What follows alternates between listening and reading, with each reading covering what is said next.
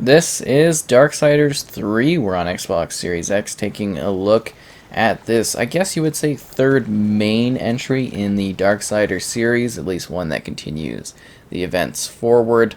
I mean, it is called Darksiders 3, but there's also like Darksiders Genesis, and you know what I mean, the spin-off options. But anyways, this one kind of continues the events. You get to see the role of Fury, well, take on the role of Fury, as she attempts to hunt and dispose of the 7 deadly sins.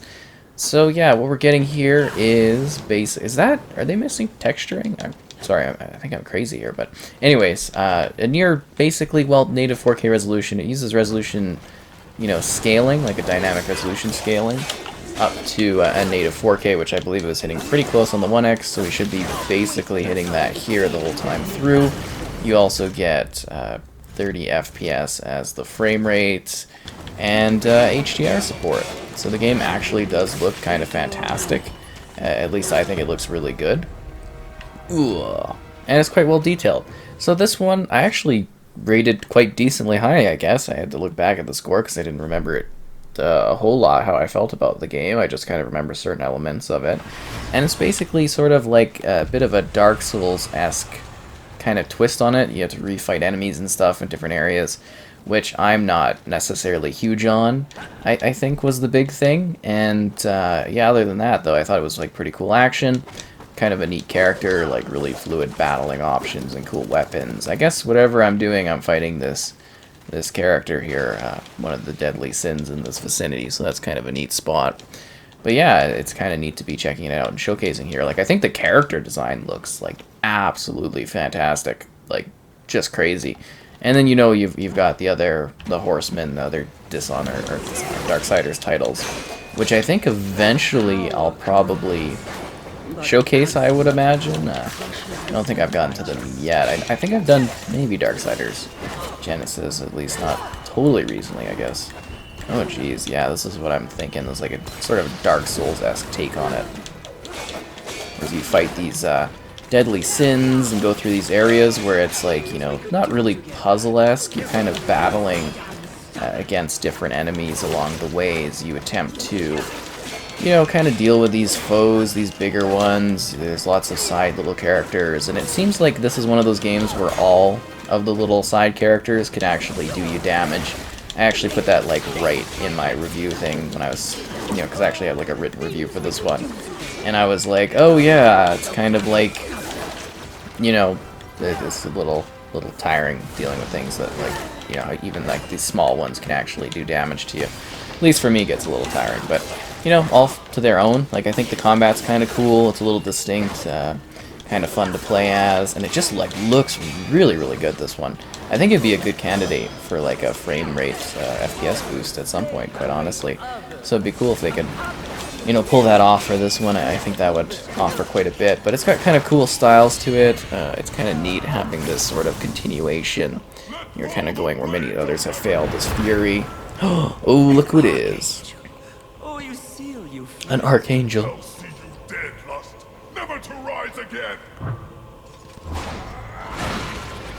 Whoa. And there's like obviously like heavenly type things, and it's on Earth and all that. Why would he do that when he knows a deal with you isn't half as appealing as a deal with me? Oh. Don't listen! I can return your sweet little angels to their former glory. Yes, if you just protect me from this terrible woman. Lucille! And won't it be glorious when you march back to the gates of heaven with your numbers restored? Shut up! And restore truth and righteousness to that befouled place. Your truth, Archangel, you see. Your command. Wouldn't that be lovely? The 7th Legion. Alive and whole. Restoring glory. Our deal is revoked. Oh, Lucille! Won't this be fun? So in the context of things, I imagine this probably doesn't make a lot of sense to people, which is kind of good. I guess, see that you're not too spoiled on things that happen. But yeah, you get a wide range of like options for battling and different tools and things like that, which is kind of nice. Kind of in depth with your signature weapon. It's really got a cool style. You're visiting this really intense post-apocalyptic world, kind of trying to, survive all of the things that have happened. And it's kind of neat in that regard. It's got like a good, I guess, challenge to it as well. Ow, frenzy shard. Oh, I've died. Oh, that sucks. And yeah, this is where that Dark Souls element comes in, where basically it's like, oh, you gotta restart and stuff. And to me, that's a little bit tiring. It's, yeah, definitely takes me out of things. But I think for some people, they probably, quite enjoy that element of it. Do we have anything like traveling options here? So maybe we could like backtrack a little bit. Ooh, look who you are. It's kind of nice. So you can go and you can do different places, Serpent Hole. So I thought this would be kind of a different area to showcase. Just gives you a little bit of a more divine type location so that you can kind of take that in as well. Oh, look, it's that guy. That's kind of cool. A lot of detail in the environment and stuff like that. But I thought it was just kind of a neat little different spot so we can show off a little bit of the unique places that you could come across on your journey. I think we actually need a fire thingy for that to happen, but yeah, kind of a crazy looking spot, am I right? Really cool vibes going on with it. And this crazy guy. Doing his thing. I don't know, I think it just really shows off some of the visuals and the artistic style of this one. Kind of neat. This is the Atrium of Greed. This is another area. Kind of like a big treasure type fight. Trash/treasure fight in there as you face off against things. Just trying to find an area where maybe we can come across some of the regular foes again in order to show off combat with some of the smaller ones.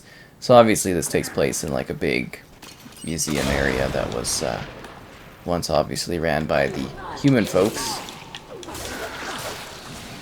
It's kind of a spot just to take out some enemies. I think this is actually, I don't know if this is earlier on in the game, but it's a different segment, that's for sure. We got some more foes to deal with. And trip mines, which I don't find to be too well hidden. I basically ran into the first one, which is kind of funny. I'm mostly trying to give you a sense of the scope and everything like that of this one. Ow. Which is kind of expansive. It makes you feel like you're in very cool places. Like, I'd say it's very much like a linear type place, but it gives you this hub world sense of appeal. And this is where I'm saying, like, the enemies, even these small ones, can really do a good cutting out of you, if that makes sense. Like, the game's definitely got a difficulty edge to it that I think makes it a little bit harder and a little bit less accessible. It's definitely got a bit of a hardcore style to it. I still think it's kind of a decently fun game, and again, like the style for this character is just fantastic. She looks like I said a few times, she looks incredible. Like the cool movement, like the whip thing and the different attacks, kind of neat. I don't know, and I love the the visual aesthetic of the world that you're traveling through in this game. I think it looks really neat. Let me run through one of those again. I'm trying to find some more intensive enemies. I almost feel like I should have picked one of the more open type spots. Oh, and there's like an element, there's some like platforming stuff too in this one as well. If you like climb around certain things, like you can jump up on those and go on the back of the giant dinosaur. Well, I mean, it just makes sense. It's kind of obvious over there, right? But I think they capture like a really cool sense of, hey, this is like the end times, and it's like a, I don't know, can I think of a biblo something kind of phrase for that? But you're basically just taking a look at the remnants of what's left here, doing the will of the council, kind of dealing with elements of like, your brothers kind of didn't quite do their job, and you're doing yours here as you take on these deadly sins. You've got your mission, you got to deal with it. And you gotta do all the challenges along the way, and you just fight, bosses occasionally, which obviously are the 7 deadly sins. And then you've also got all these, like, side enemies to face off against, too. Which are always a blast. Ooh, lots of dead things around here.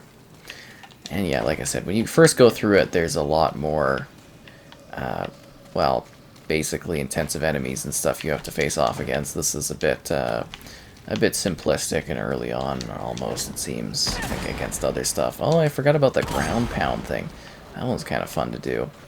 And you just kind of traverse the environment and explore lots of different settings and places along the way, which is kind of neat.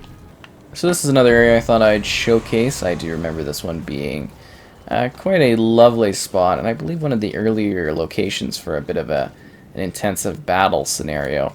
Just thought it'd be fun to revisit these sort of streets. And then I think, oh yeah, it's got like the time thing, or not, I don't know if it's a time thing, but it's a bit of a teleportation thing through areas. I believe you can kind of sneak back over this way. I'm just trying to find some more of the generic foes to kind of face off against. Oh, I forgot about the pause loading sometimes. That one is really weird. But yeah, you get to visit like these crazy places. Oh wow, okay, yep. Definitely forgot how intensive and fast you can die in this one. And the loading is a little bit better now, but it's still, you know, kind of a little bit slow, especially for deaths. It feels very punishing. I think that was kind of one of the issues I had with this one was like, you know, it's sort of a little hardcore. It's sort of a little tiring having to like re-deal with enemies over and over again in areas, and especially if you die at the end and you'd be like, oh, I gotta deal with this thing again, or, you know, you deal with one hard enemy. There are some side things to gather as well. Like it's an interesting game. It's different. I think something that maybe interests some folks, and others will be like, yeah, I don't know, but you know, it's kind of distinct and different. And you, oh yeah, you're collecting the soul things too. Oh jeez, I forgot about this. Okay, yeah, this stupid thing on the ground here. But I think for the most part, I really love, you know, how the combat sort of looks and how it feels. I almost wish it was a bit easier, I guess is the biggest thing. It just seems like it's quite a bit of a gripping hardcore sort of challenge almost, if that makes sense. And that makes it feel a little less approachable. That's like the Haven Tree or whatever. Kind of an initial starting area you go visit. This is where I'm saying it's just like these enemies are just kind of nuts to the point where it's like I don't even want to face off against them because they're so overwhelming at times. But you get a really beautiful world. It's kind of a neat setting. You know, it's got different challenges to it as you work through it and you try to battle against these sins and make your character stronger with your souls and all that. And it's just this really neat dystopian type world. And I hope we do eventually get to see, you know, Darksiders wrapped up. I would really like to eventually come across a point where we get to see the full ending scope. Because I don't know if they ever quite went in the direction they were hoping to. From what I recall when they were initially kind of pitching this one back in the day was eventually it was going to be a team up with all 4 of the horsemen in a game together in a co-op experience. And we've mostly just gotten like solo releases since then. I don't think we've actually had the full, you know, team up ever happen specifically. So it would be neat if that was something that eventually did go off. You know, I think that would be really cool to see in action and something a little bit different combat-wise. Because I mean, each of the horses very different styles, and I don't like. It almost seems like it'd be too ambitious for this one to eventually have, you know, a title that has all of them together. Like I don't even know what that would specifically be like. Oh come on, this thing's down here too.